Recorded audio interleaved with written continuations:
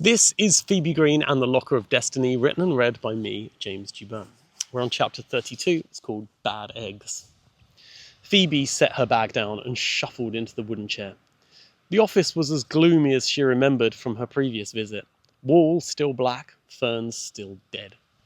Miss Perivale stared silently out of her window with her back to Phoebe. "I didn't ask you to sit," she said. Phoebe stood up and hovered awkwardly. She stared at the headmistress's back, examining the crisscross lines on her bobbled jacket, and the strange shoulder pads, and the shades of grey that seemed to suck all the fun out of the world like wet tarmac. On the long walk through the school, Phoebe had racked her brain for what this could be about. The jaunt to the post office? A complaint from the twins? The letter? Finally, Miss Perivale made her way to her chair and sat heavily. Phoebe swallowed. "Well, what are you doing standing up?" the headmistress said. "Sit." Phoebe did as she was told. "You know what this is about, I presume?" Miss Perivale demanded. Phoebe shook her head. Miss Perivale leaned towards her. Phoebe shook her head.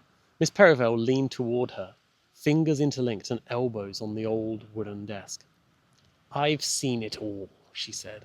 "I've taught hundreds of girls, thousands perhaps. There are good eggs and bad eggs." She looked down at a sheet of paper on her desk. "You, Katie Green, are a bad egg." Miss Perivale left a long silence for this to sink in. Perhaps she wanted to see Phoebe's reaction. Phoebe spent this long and awkward pause trying to conjure up a picture of a bad egg. By bad, did she mean rotten? A good egg turned bad because it was left out of the fridge for too long? If so, is it really the egg's fault? If anything, it's a good egg with a bad owner. Miss Perivale began to speak again, and Phoebe lost her train of thought. "What kind of girl has the audacity to enter the premises of a housemistress, their own housemistress at that? Miss Parsley is a wonderful lady, but she is soft, and this is what happens. Softness is weakness." Phoebe nodded. Miss Perivale sat back and cocked her head to the side. She seemed to be enjoying this meeting like a cat toying with a cornered mouse. "So you agree," she said. "That softness is weakness, or that Miss Parsley is soft?" Phoebe asked. "I don't know. You're the one nodding." "May I ask what this is about?" Phoebe said. "I'm awfully confused about the softness and the eggs. Are those things related?" Miss Perivale let out a frustrated sigh. "A girl broke into Miss Parsley's apartment and deposited an animal." "Oh," said Phoebe. "Yes, I heard about that." "That girl is you," Miss Perivale said. She stared into Phoebe's eyes. "I didn't do it," said Phoebe.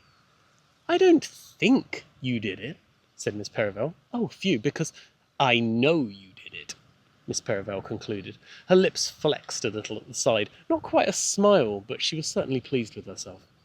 Phoebe shook her head. "No, I didn't." "Are you calling me a liar?" Miss Perivale said. "No, headmistress. I'm saying that in this case you might not have all the facts. I was in bed all night when it happened."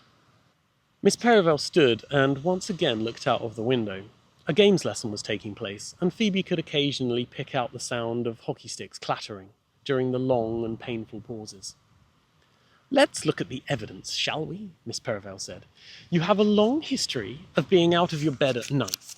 If memory serves me, you turned up in the middle of the night. And there were rumours of you being out at night again. Yes, both of those things are true, but I didn't break into Miss Perivale's apartment and drop off a cat," Phoebe said. Miss Perivale's eyes lit up and she turned from the window with surprising speed. "Ah!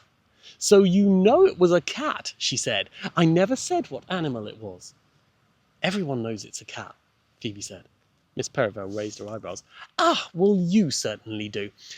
Why did you decide to commit an unprovoked attack on your housemistress?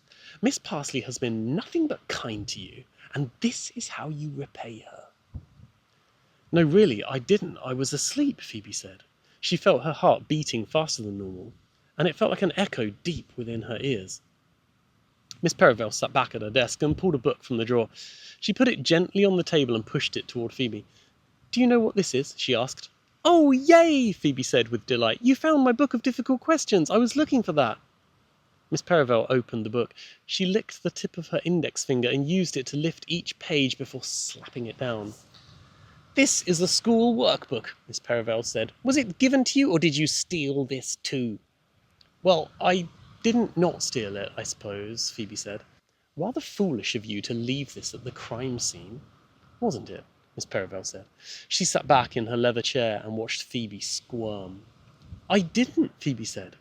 Her cheeks were flushed and eyes wide. "Then how is it on my desk?" Miss Perivale said. "It was left on Miss Parsley's bedside table." Phoebe felt slightly sick. She was innocent, but Miss Perivale refused to believe her. It was like playing tennis against an adult, except the adult also got to change the rules and keep score. "I really, really like Miss Parsley," Phoebe said, "and I really like cats. I would never use one against the other." "Turn to the last page," Miss Perivale said. She interlinked her fingers and peered out of the window. Phoebe picked up her precious book and thumbed through the pages. "Does the world continue without me? Can 9mm plywood withstand time travel? Is quiche baking well paid? How cold does it get in Bradford in winter?" Finally, on the very last page, in perfect handwriting, it said, "How to carry a cat."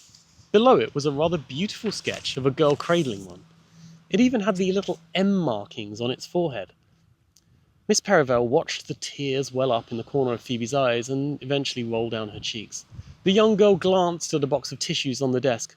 Miss Perivale noticed and slipped the box into a desk drawer.